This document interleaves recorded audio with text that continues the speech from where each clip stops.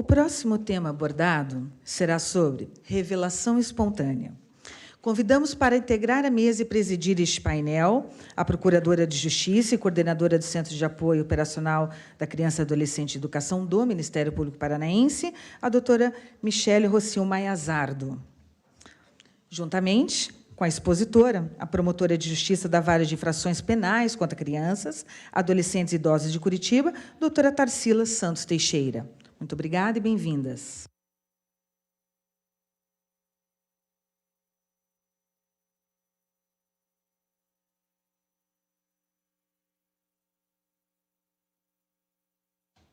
Bom, sem maiores delongas, né, eu gostaria de cumprimentar a doutora Tarsila Santos Teixeira, que é a promotora de Justiça da Vara de Infrações Penais contra Crianças, Adolescentes e Idosos de Curitiba.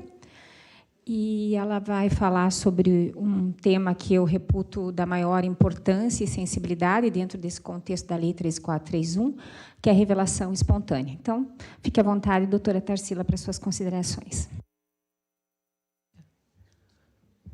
Bom dia a todos. Gostaria, primeiramente, de dizer que é uma honra para o Ministério Público do Estado do Paraná estar recebendo a todos aqui hoje na nossa casa e que o fazemos com muito carinho e com muita satisfação em podermos estar aqui trocando algumas experiências e construindo algumas intenções, né, para que possamos avançar cada dia na matéria. Ao tempo que cumprimento todos os presentes, não posso fazer um cumprimento muito acolhedor aqui, porque nós sofremos bullying aqui, né? Tem uma menina ali que já levantou a placa. Eu mal abro a boca, ela já levanta a placa. Então, como eu falo mais que o homem da cobra mesmo, todo mundo que me conhece, eu já vou começar a falar. Bom, o que me coube hoje? Falar um pouquinho sobre revelação espontânea. O que é a revelação espontânea, gente? Do que nós estamos falando? Tanta gente já falou hoje aqui, tanta gente já nos brindou com um conhecimento assim magnífico acerca da matéria, já nos trouxeram protocolos, já nos trouxeram técnicas de entrevista, questões sobre depoimento. Nós falamos até agora de tudo que nós planejamos, tudo que está dentro do nosso poder de controle acerca da questão afeta a violência contra crianças e adolescentes. E o que nós não podemos planejar? E o que não está no nosso controle? Como que nós estamos lidando com isso? É muito importante que nós, desde logo, passemos a considerar que, se o momento da revelação espontânea for desprezado, já que nós passamos a planejar as nossas ações a partir da escuta especializada e depois no depoimento especial, então, se nós não considerarmos que a revelação espontânea seja desprezada como um instrumento de escuta, nós estaremos, desde logo, contaminando todo o nosso processo. Nós estaremos, desde logo, permitindo que muitas consequências danosas para a vítima e para todo o procedimento se instalem já de plano. Então, nós temos que trabalhar alguns conceitos básicos, e, obviamente, em 20 minutos, né, eu não consigo falar muito sobre isso, mas vamos lá. Então, nós estamos falando do quê? Sempre quero deixar meu recado aqui, sempre deixo esse recado, que é a minha bandeira, de que proteção é prevenção, né? Nós estamos nos reunindo sistematicamente para falar sobre formas de abordagem a uma criança vítima de violência. Eu não vejo nós nos reunirmos para falarmos sobre formas de prevenir violência. Nós estamos todos adstritos à doutrina da proteção integral consagrada pela Constituição Federal de 88, que diz que todos têm o dever de proteger a criança. Criança que sofreu violação é criança que não foi protegida. Nós já falhamos. Então, vamos observar isso, que esses protocolos todos, que as redes de proteção em todos os municípios, que os sistemas que forem construídos, fluxos, protocolos, todas essas iniciativas que buscam atender aos interesses da criança e do adolescente, lembrem que nós temos que evitar a violação. Nós temos que evitar a violência. Nós temos que dar informação às crianças, informação aos profissionais, informação aos pais. Mas vamos lá. Aonde que nós encontramos previsões que falam da questão da revelação espontânea? Nós temos a primeira hipótese de abordagem a uma criança é a revelação espontânea. Ela está prevista lá na Lei 13.431, no parágrafo 2º do artigo 4º, quando diz que os órgãos de saúde, assistência social, educação, segurança pública e justiça adotarão os procedimentos necessários por ocasião da revelação espontânea da violência. É a primeira citação da lei. A segunda, no parágrafo 3º, que dá conta de que, na hipótese de revelação espontânea da violência, a criança e o adolescente serão chamados a confirmar os fatos na forma especificada no parágrafo 1º desse artigo. No artigo 14, que fala da questão das políticas implementadas em todos os sistemas, coloca as diretrizes dessas ações, dentre elas, a celeridade do atendimento, que deve ser realizado imediatamente ou tão logo quanto possível após a revelação da violência.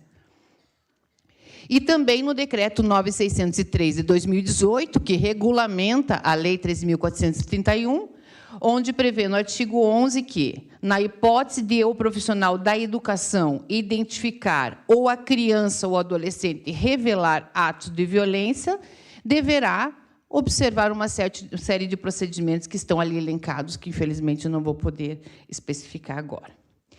Também temos, já tínhamos, previsão no artigo 13 do Estatuto da Criança e do Adolescente, então, previsão que já data de 1990, que dá conta de que qualquer pessoa que tenha conhecimento, presencie ação ou omissão praticada que constitua violência contra a criança ou adolescente tem o dever de comunicar o fato imediatamente. Muito bem.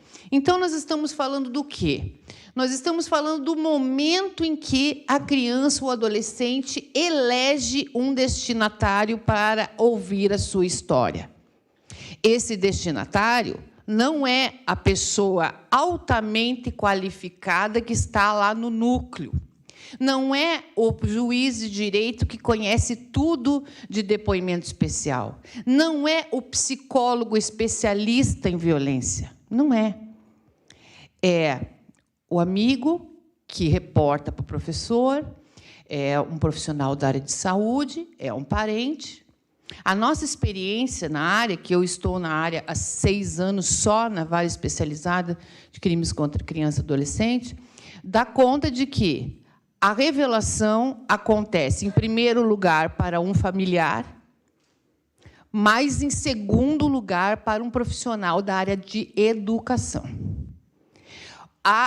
O contexto da escola é o segundo contexto que a criança elege como local de segurança, de confiança, para que ela revele. E qual a nossa preocupação a partir disso?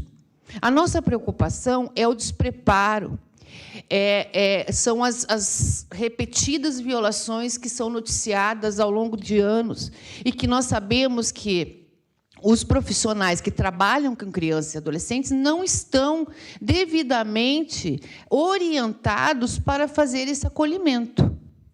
E se esse acolhimento não for muito bem feito, gente, é fatal.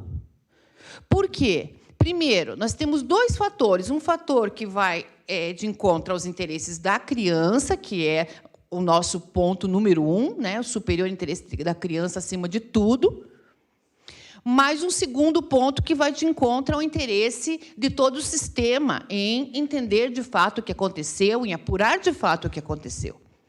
Então, assim, se eu faço uma abordagem inadequada na hora desta revelação, eu posso fazer a vítima recuar, Eu posso revitimizar de forma muito danosa, e lembrando que o dano secundário pode ser mais grave que o dano primário.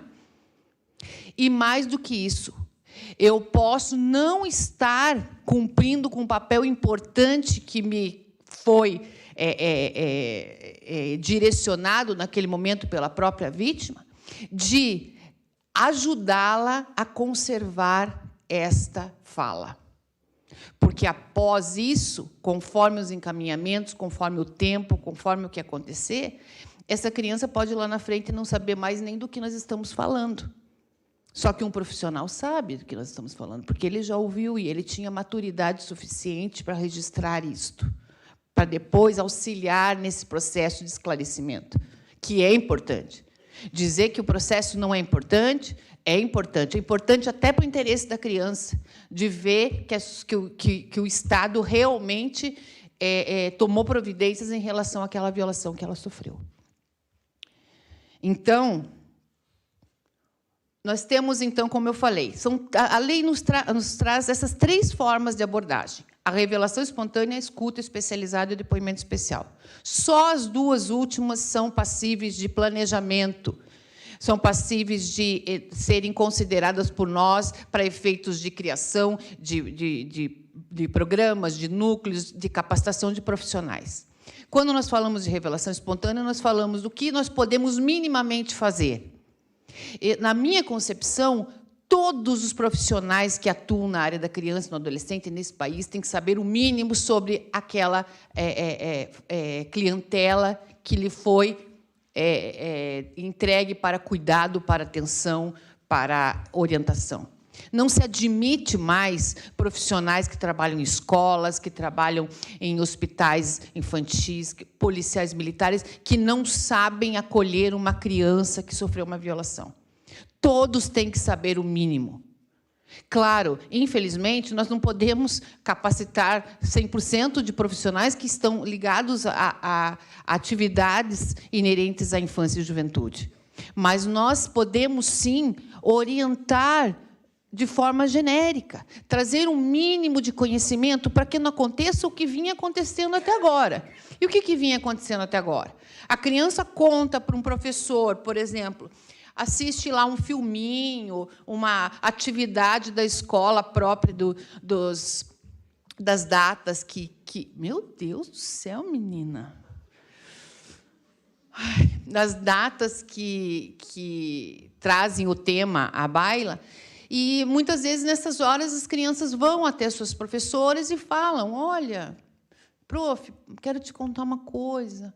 Ai, sabia que o meu avô faz isso comigo? Ah, não fala isso para mim, eu não tenho condições, eu vou chamar a dona Maria. Ou, não me fale, pelo amor de Deus, senta aqui. Ou, para tudo, turma, pare, eu preciso conversar com a Maria, chama uma atenção, faz um mise-en-scène todo, depois a turma toda quer saber o que aconteceu com a Mariazinha. E depois tira a Mariazinha da sala, senta a Mariazinha aqui, conte, Mariazinha, o que aconteceu? O meu avô, ele me estuprou. Ele colocou o pinto em você? Pelo amor de Deus, gente. Então, assim, só me conte, então. Me conte tudo o que você quer me contar. Ele precisa ser um entrevistador altamente capacitado para ouvir? Não, mas aprenda a ouvir. Não fale no lugar da criança. Deixe ela te falar. E depois, não pega essa criança pela mão e leve lá na diretora e diga: conte tudo o que você me contou para a dona fulana. Daí a criança conta tudo para a diretora. Daí a diretora fala: ai, meu Deus, eu odeio essas coisas. Não posso ouvir isso. Porque aconteceu com a minha prima, porque a minha vizinha... Tudo na frente da criança. Isso vai contaminando, gente. Vai contaminando a fala da criança. A gente vê, hoje, nós ainda trabalhamos na vara com um passivo de muitos fatos antigos ainda, que estavam submetidos a esses procedimentos sofríveis de abordagem, que a gente vê que na fala da criança já tem a fala de um adulto, alguma coisa que o adulto comentou, que o adulto falou, e a gente vai ouvindo falar: isso aí não é coisa dela, isso aí é coisa da vizinha, da professora, aqueles comentários ali na hora. E daí, não satisfeitas, essa diretora faz o quê? Vamos chamar o conselho tutelar. Daí vem lá 2, 3 conselheiros, conta para eles o que você contou para nós. Gente, pelo amor de Deus, isso acabou. Acabou isso. Então, assim, regras para a revelação. A criança que eleger um profissional, né? Infelizmente, nós não podemos falar isso em relação a pais, amigos, vizinhos, enfim. Mas a incidência de escolher um profissional para a revelação é muito grande. É muito grande. É uma porcentagem bem considerável, se não a maioria. Então, nós temos que nos preparar para essa parcela. A criança que elege um profissional para a revelação, todos nós que trabalhamos na área temos que entender o seguinte: quando ela te dirige essa escolha, quando ela diz que quer te contar, não foi uma coisa assim do nada, tipo, vou assistir um filme aqui no Now, vou escolher. Não é assim. É um processo de estabelecimento, de confiança, de segurança. Ela te avaliou para isso. Ela não fez unidunité. Então, você precisa acolhê-la. Você não pode dizer, peraí, você vai falar de abuso sexual? Não, peraí, que a especialista aqui no colégio não sou eu, é a professora Joana. Não dá, gente, porque vai chegar lá na professora Joana, a professora Joana não é a pessoa que ela confia, ela, de repente, vai dizer, não aconteceu nada. E ela pode estar submetida a um processo de exploração sexual de muitos anos e vai continuar nele. Porque nós também já constatamos muitas situações em que a criança revelou, não foi prestigiada e voltou ao processo por mais longos anos. O prestígio é muito importante para que ela também se sinta empoderada. Então, o profissional que tiver na sua frente uma criança ou adolescente querendo fazer uma revelação, deve ouvi-lo. E, para isso, deve acolher. O acolhimento, gente, é fundamental. A criança, o adolescente, entender que você o recebe, que você o reconhece como uma vítima, que você tem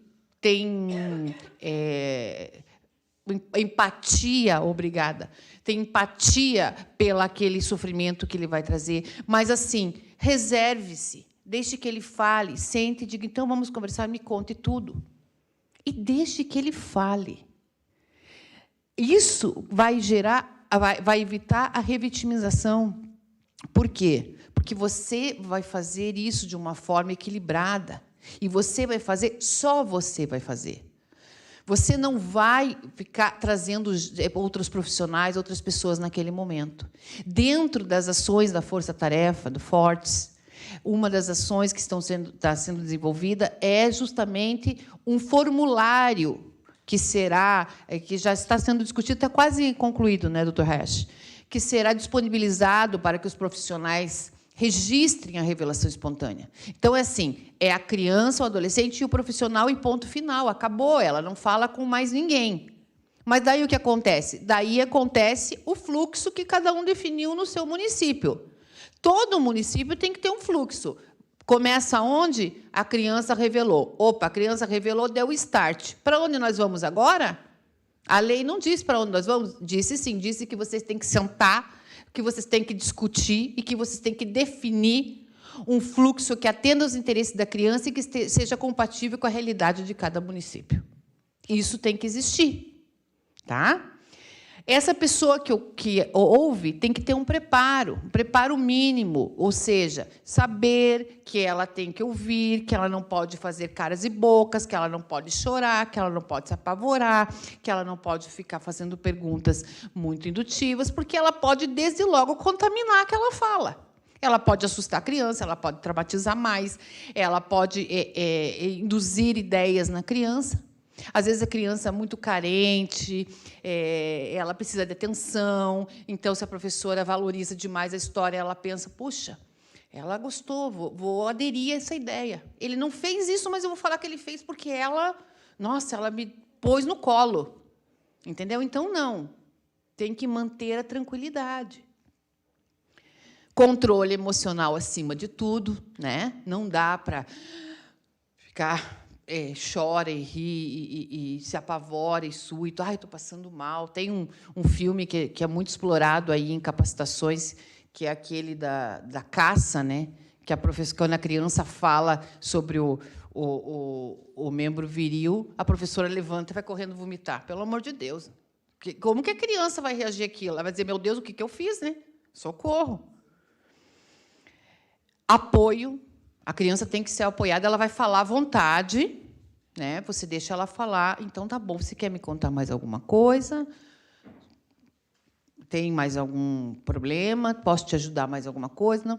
Então, você fique tranquila, eu vou te ajudar, você não está sozinha, você tem meu apoio, eu vou fazer encaminhamentos, você sabe que isso vai ter que ser melhor esclarecido.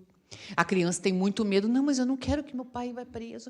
Eu não quero. Você não precisa se preocupar com isso.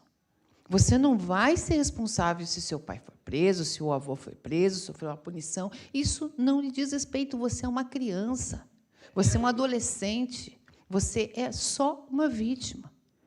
A tua participação nesse processo é só contar o que aconteceu. O resto cabe à justiça. Quem pune alguém, quem leva alguém à cadeia, quem faz um processo é a justiça, não é você. Isso tranquiliza. Joga nas costas do Estado.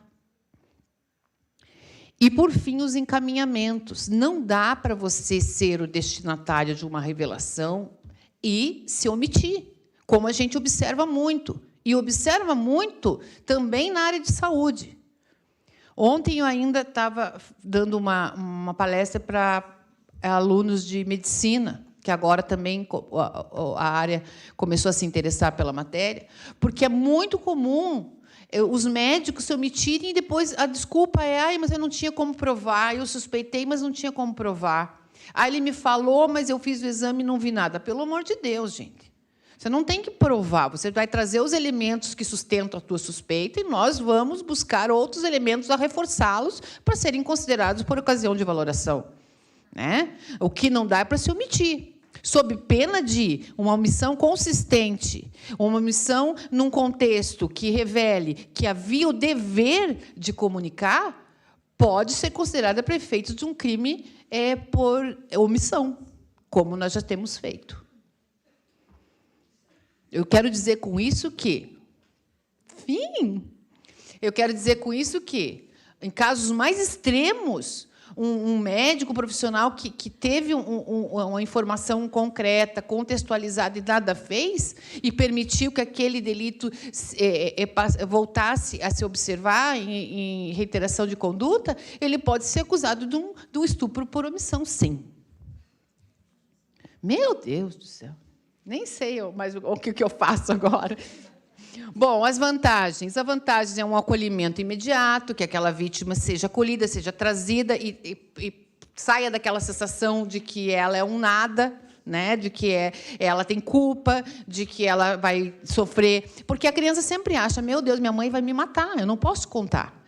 Porque o crime sexual, o ato sexual, ele denota uma proatividade. É muito fácil você contar que te furtaram uma bicicleta. Muito fácil. Porque eu não fiz nada, entendeu? Eu cheguei aqui, encostei minha bicicleta ali, entrei aqui para ouvir a palestra, e, quando eu saí, tinham arrebentado a corrente e levado a minha bicicleta. Nossa, coitadinha de mim, eu não fiz nada. Mas, no estupro de vulnerável, é muito comum haver uma certa interação. O ato sexual, por sua natureza, demanda certa interação. E isso é que, desde logo, traz para a criança esse sentimento de culpa. O cidadão faz a criança tocar no seu pênis, a criança é levada a tanto, e depois ela diz, meu Deus, se eu falar para minha mãe que eu peguei no pinto do fulano, minha mãe me quebra. E daí ela não conta. Conservação da memória, muito importante, gente, que nem todas as doutoras aqui que nos brindaram ao início sobre questões, as psicólogas sobre questões de acesso à memória. Nós sabemos que, por exemplo, uma criança muito pequena, ela vai esquecer muito rápido. Se, no momento da revelação, o profissional for responsável em fazer o registro disso, por mais que depois, passado algum tempo, porque nós sabemos que, infelizmente, os processos não são tão céleres como deveriam ser. Nós procuramos fazer as coisas o mais rápido possível, cautelar de antecipação de provas e tudo mais. Mas mesmo uma cautelar de antecipação de provas depende de uma citação, depende de advogado, depende de pauta, e assim os dias vão passando. Então, uma revelação que seja já consignada de forma responsável vai auxiliar depois a entender o que de fato aconteceu. Porque se a criança tiver algum prejuízo mnemônico, aquele profissional pode auxiliar. Bom, a proteção da criança, de abordagens múltiplas, insatisfatórias, danos secundários, uma avaliação precoce dos encaminhamentos necessários, principalmente para efeitos de proteção da criança. Nós temos que ter paciência, desprendimento, ou seja, o que é certo para mim, o que é importante para mim, o que eu acho certo para a minha vida, pode não ser para dela. Não é porque ela é criança que ela é um nada. Ela tem escolhas, ela tem preferências, a realidade dela é diferente da minha, certo? Então, assim, tem que ter cuidado quando você ouve, para você não colocar os teus padrões na vida dela. Conhecimento mínimo acerca de uma criança. Eu trabalho com criança, eu tenho que conhecer. É inadmissível que você trabalhe com algo que você não conhece. Respeito, técnica, segurança. O profissional tem que estar firme, tem que dar apoio de fato para aquela criança e não, de repente, fazer com que a criança vá enxugar suas lágrimas na hora da revelação. Equilíbrio emocional. E nós temos que mudar de reação para prevenção mediante orientação, gente. Isso é fundamental. Muito obrigada.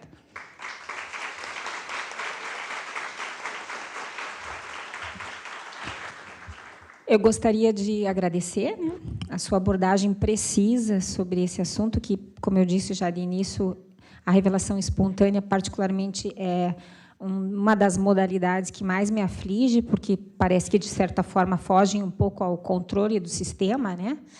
E a sua eloquência sempre assim enche os nossos ouvidos. Doutora Tarsila, acredito que ela dispensa, por certo, maiores apresentações. É uma, como já disse o nosso corregedor aqui, é uma combativa, promotora de justiça, e muito nos orgulha, inclusive, dar espaço para ela poder passar um pouquinho da experiência nesse momento. Muito obrigada.